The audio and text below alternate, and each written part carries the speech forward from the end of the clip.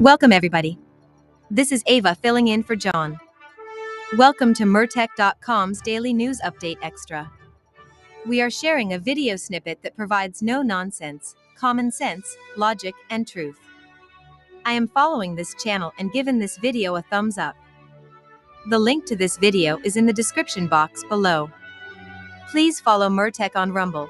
Give me a thumbs up and share this information far and wide. This great news update will begin momentarily.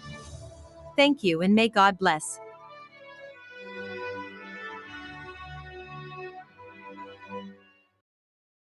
Artificial intelligence. It is the nuclear fission of the 21st century. It can at once benefit humanity and destroy it. This is such a big deal. Even Pope Leo XIV made it clear in the first week of his papacy that he understands the threat.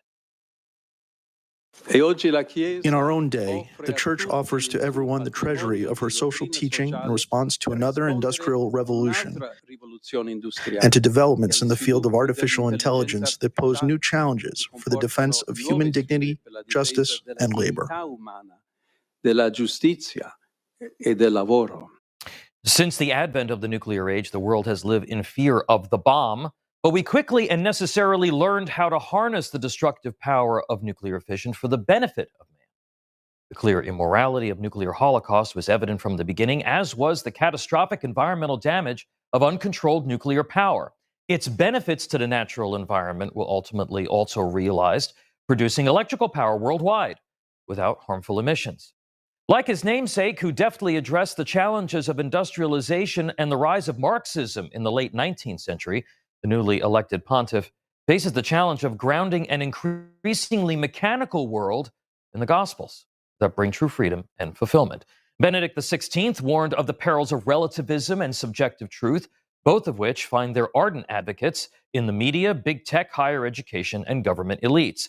His successor, Pope Francis, warned of the dehumanizing impact of technology and how the digital age was creating false connections that separate us from God and each other.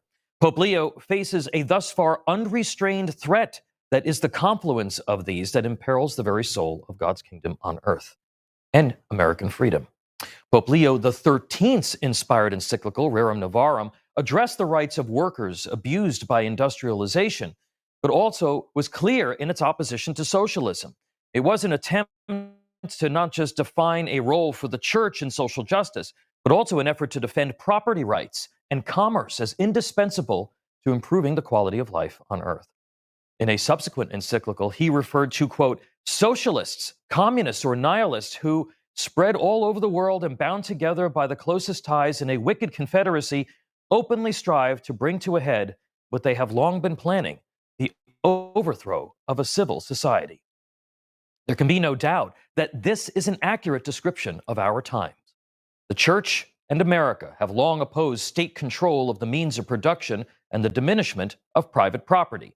Now, unchecked AI could reduce people to being a mechanism of the state. Now the machines could aid the state in its subjugation of its people.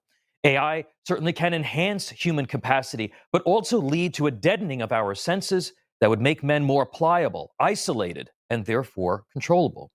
Leo XIII was correct, of course. Workers deserved protections against exploitation.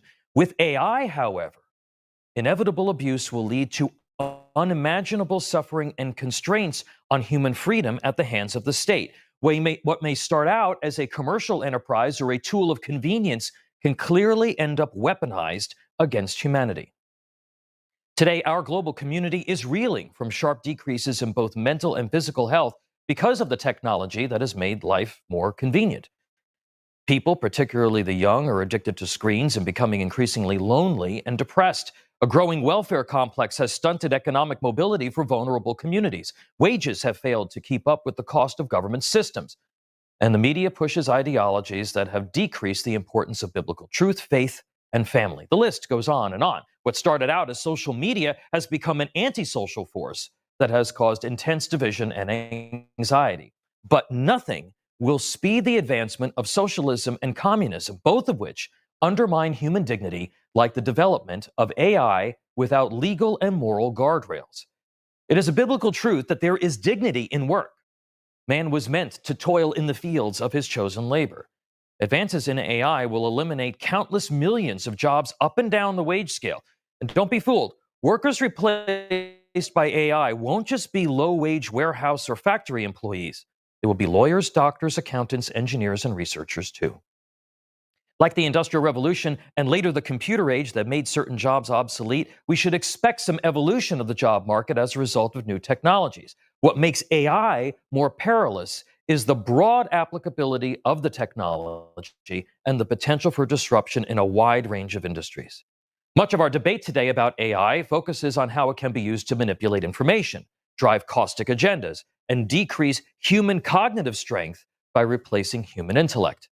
We are only now beginning to consider how AI could be used to replace human companionship with totally unnatural relationships, or how to govern machines that leave humans behind to think and act for themselves.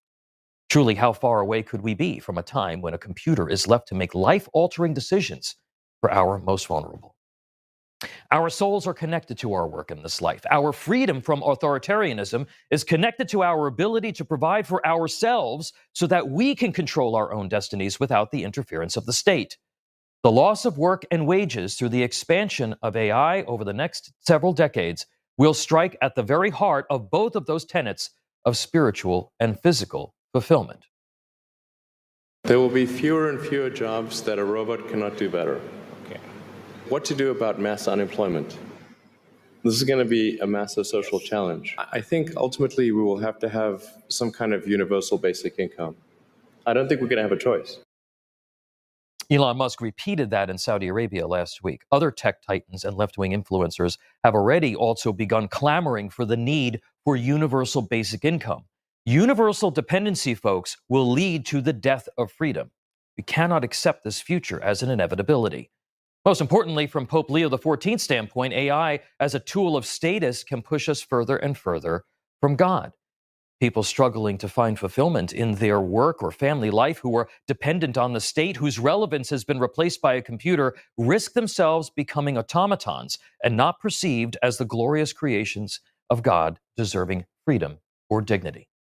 How we preserve the dignity of work and financial independence from the state are as yet unanswered questions.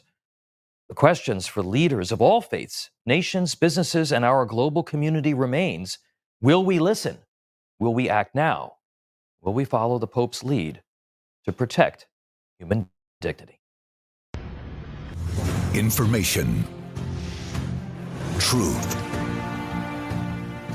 is freedom. Is Newsmax. It's real news for real people.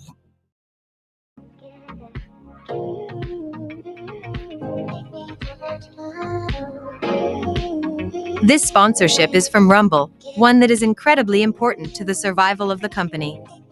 When Rumble first started in 2013, they built the platform for the small creator. They didn't censor or have biases. They were fair and treated all creators equally. No one thought platforms would censor political conversation or censor opinions on COVID. But they did. Facebook admitted they fell to pressure from the Biden and Harris administration. Rumble did not. They held the line. They are attacked daily for giving us a voice to talk to you. They are attacked in corporate media. They are attacked by governments like France. They are attacked from brand advertisers who refuse to work with them. Corporate America is fighting to remove speech. Rumble is fighting to keep it. Rumble won't survive with brand advertisers. They don't get much of it. Watching our show on Rumble is the most they can ask from you. But if you really believe in this fight, and if you have the means, one major way you can help Rumble survive is by joining Rumble Premium. Join the community that believes in the First Amendment and believes in our human right to free speech. Rumble is offering $10 off with the promo code STUDIO when you purchase an annual subscription. Go to rumble.com/premium and use promo code STUDIO. Like I said, if you have the means and believe in the cause, now is the time to join Rumble Premium. If you don't have the means, we are just happy if you watch us on Rumble.